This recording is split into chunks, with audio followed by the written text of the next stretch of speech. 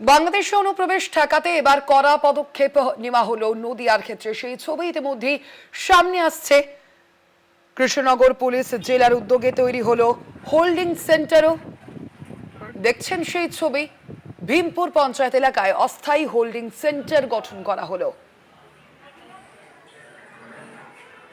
Holding centre থেকে সরাসরি রয়েছেন আমাদের প্রতিনিধি রূপম রায়। রূপম, এখনো পর্যন্ত এই বিষয়ে ঠিক কি তথ্য জানতে পারছো এবং এখনো পর্যন্ত কি কি কাউকে ধরপাকড় করা গিয়েছে, কোনো অনুপ্রবেশকারী কি পেয়েছে ইতিমধ্যেই পুলিশ?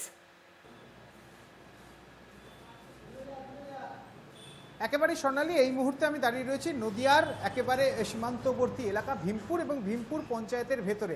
এবং এই যে ঘরটা তোমাকে দেখাচ্ছি, এই ঘরে যেখানে সিসিটিভিগুলি লাগানো রয়েছে তার একটাই কারণ, এখানে কিন্তু অস্থায়ী যে হোল্ডিং সেন্টার সেটা কিন্তু করা হয়েছে, অর্থাৎ হোল্ডিং ক্যাম্প। এই কিছুদিন আগেই একজন অনুপ্রবেশকারীকে কিন্তু পাকড়াও করে ভীমপুর থানার পুলিশ, তাকে কিন্তু আজ সকাল পর্যন্ত এই ঘরেই রাখা হয়েছিল। এবং আজ প্রশাসনিক যে সমস্ত নিয়ম কানুন রয়েছে, অর্থাৎ পুশব্যাকের যে কাজ, তা কিন্তু আজ কিছুক্ষণের মধ্যে শুরু হবে, এমনটাই পঞ্চায়েত মারফত আমরা খবর পাচ্ছি।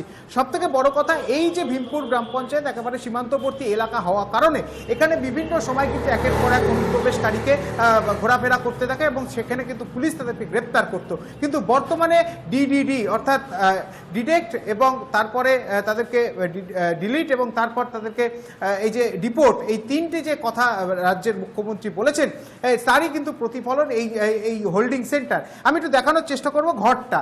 এই ঘরের ভেতরে কিন্তু দুটো শয্যা বিশিষ্ট একটি অস্থায়ী যে হোল্ডিং সেন্টার সেটা তৈরি করা হয়েছে এবং রীতিমতো এখানে আমি আরেকটা দেখাবো, ভেতরে আরেকটি সিসিটিভি রয়েছে।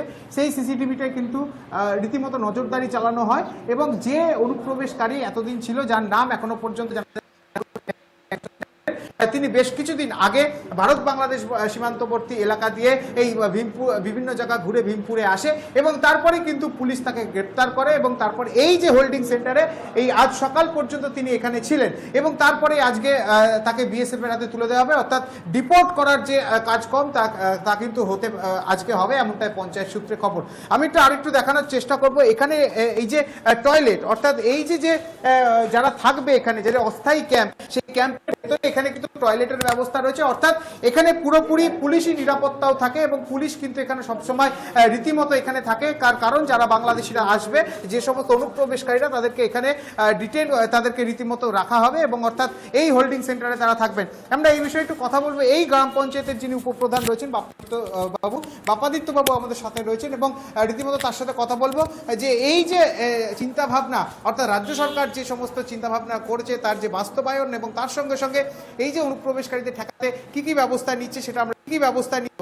দাদা, আজকে তো এই যে অনুপ্রবেশকারী ছিলেন তাকে দেখা যাচ্ছে না, তিনি কোথায়? তিনি আজকে আমাদের পুশব্যাক করার জন্য প্রশাসনিক যে কার্যকর্তা তারা নিয়ে গেছে, আজকে সকালবেলায় প্রথমে মেডিকেল করে তাকে পাঠানো হয়েছে পুশব্যাকের জন্য, তার আইডেন্টিফাই করা হয়েছে এবং সেখানে নিয়ে যাওয়া হয়েছে পুশব্যাকের জন্য। আরেকটা প্রশ্ন রাখবো, এই যে হোল্ডিং সেন্টার, সেটা তো রাজ্য সরকার এই বছর একদম পুরোপুরি মুখ্যমন্ত্রী জানিয়েছিলেন, অর্থাৎ ডিডিডি, তার আগে স্বরাষ্ট্রমন্ত্রী জানিয়েছিলেন যে প্রথমে ডিটেক্ট, তারপর ডিলিট, তারপরে ডিপোর্ট। এই যে ডিপোর্টের ব্যবস্থা করা হচ্ছে, এতে আপনারা কিভাবে দেখছেন বিষয়টি? আমরা সুন্দরভাবে দেখছি, কারণ অনুপ্রবেশকারী বা রোহিঙ্গারা এসে আমাদের ভারতবর্ষে বা পশ্চিমবঙ্গের রেশন খাবে, সব সুবিধা নেবে, এটা আমাদের মেনে নেওয়া যায় না।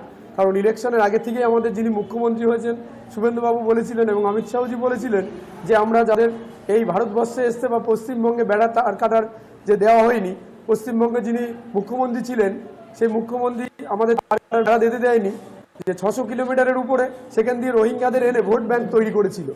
তার জন্য আমাদের যিনি এখন মুখ্যমন্ত্রী হয়েছে শুভেন্দু অধিকারী মহাশয় বলেছিল আমরা পুশব্যাক করব। সেই কারণে আমাদের এই হোল্ডিং সেন্টার অস্থায়ীভাবে এখানে করা হয়েছে ভীমপুর গ্রাম পঞ্চায়েতে। আমাদের যে কমিউনিটি হল আছে, যদি বিডিও সাহেব অর্ডার দেয় বা প্রশাসনিক তরফে অর্ডার দেয়, আমরা সেটাকে স্থায়ীভাবে তৈরি করব। আরেকটা প্রশ্ন রাখবো, এই একে তো সীমান্তবর্তী এলাকা, সেক্ষেত্রে বারবার কিন্তু এই ভীমপুর গ্রাম পঞ্চায়েত এলাকাতে একাধিক বাংলাদেশিদের তাদেরকে কিন্তু অনুপ্রবেশ যারা করে অবৈধভাবে তাদেরকে গ্রেপ্তার করা হয়। সেক্ষেত্রে এবারে পুলিশের তৎপরতা বা বিএসএফ এর তৎপরতা কতটা, এবং এই যে বাংলাদেশি যারা অনুপ্রবেশকারীরা ঢুকছে এবং বিভিন্ন জায়গাতে কাঁটাতারের এখনো পর্যন্ত যেখানে নেই, সেই জায়গাতে কতটা তৎপরতা দেখতে পাচ্ছেন আপনারা? পূর্ণ সহযোগিতা পাচ্ছে আমাদের পশ্চিমবঙ্গে। যে পশ্চিমবঙ্গ বিএসএফ কেন্দ্র সরকারের সাথে সহযোগিতা করতো না, কিন্তু আমাদের সরকার আসার পর থেকে 9 তারিখে যে শপথ গ্রহণের পর থেকে আমরা যে আমাদের নতুন সরকার 27 কিলোমিটার অলরেডি বেড়াতার তার কাটা দেওয়া শুরু করে দিয়েছে এবং এই পশ্চিমবঙ্গ দিয়ে টোটাল ভারতবর্ষের যে সন্ত্রাস বিরোধী আঁকড়া গড়ে উঠেছিল সেই আঁকড়াটা ভাঙার জন্য আমাদের দুই সরকার ডবল ইঞ্জিন সরকার তৎপরতা আমাদের খুব ভালো লাগছে। আর এই যে যারা অনুপ্রবেশকারী রয়েছে এখনো পর্যন্ত তো বিভিন্ন জায়গাতে অনুপ্রবেশকারীরা রয়েছে, সেক্ষেত্রে তাদের উদ্দেশ্যে কি জানাবেন? এবং সব থেকে বড় কথা সিএ আবেদন, সেক্ষেত্রে যে সমস্ত মানুষজন এখানকার রয়েছে সকলকে, যারা হিন্দু শরণার্থীরা রয়েছেন তাদের জন্য কি কি চিন্তা ভাবনা এখনো পর্যন্ত আপনারা নিয়েছেন?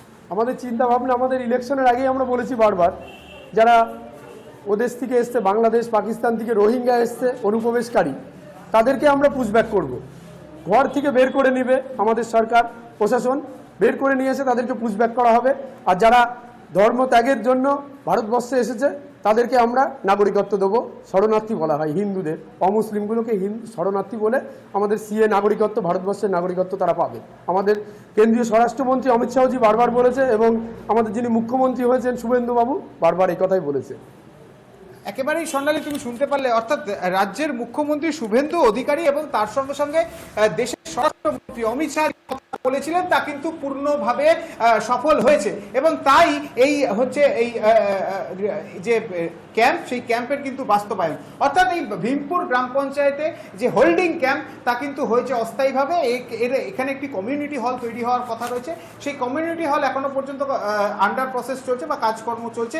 সেটা সম্পূর্ণ হলে অস্থায়ীভাবে যে এই যে হোল্ডিং ক্যাম্প সেটা কিন্তু সেখানে স্থানান্তরিত হবে। তবে বর্তমানে এই যে ক্যাম্প, সেই ক্যাম্প ঘিরে কিন্তু রীতিমতো প্রশাসনিক তৎপরতা রয়েছে এবং রীতিমতো সিসিটিভি নজরদারি রাখা হচ্ছে। যারা এখানে থাকবে বা যে সমস্ত বাংলাদেশিরা এখানে থাকবে অনুপ্রবেশকারীরা, তাদেরকে পুঙ্খানুপুঙ্খভাবে তাদেরকে এখানে রাখা হবে, তাদের নজরদারি রাখা হবে এবং পরবর্তীতে বিএসএফ এর সহযোগিতায় তাদেরকে পুশব্যাক করা হবে, এমনটাই জানাচ্ছেন পঞ্চায়েতের উপপ্রধান। সব মিলিয়ে এই যে ডিডিডি অর্থাৎ ডিটেক্ট, ডিলিট অ্যান্ড ডিপোর্ট, এই বিষয়টি নিয়ে এখন রীতিমতো যে বাস্তবায়ন হচ্ছে তাতে করে যথেষ্টই খুশি পঞ্চায়েত কর্তৃপক্ষ থেকে শুরু করে এলাকাবাসীরা।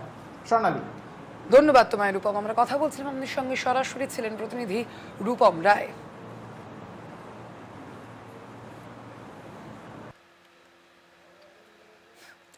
বাংলাদেশি অনুপ্রবেশ ঠেকাতে করা পদক্ষেপ নদিয়ায় কৃষ্ণনগর পুলিশ জেলার উদ্যোগে তৈরি হলো এই হোল্ডিং সেন্টার। ভীমপুর পঞ্চায়েত এলাকায় অস্থায়ী হোল্ডিং সেন্টার গঠন করা হলো।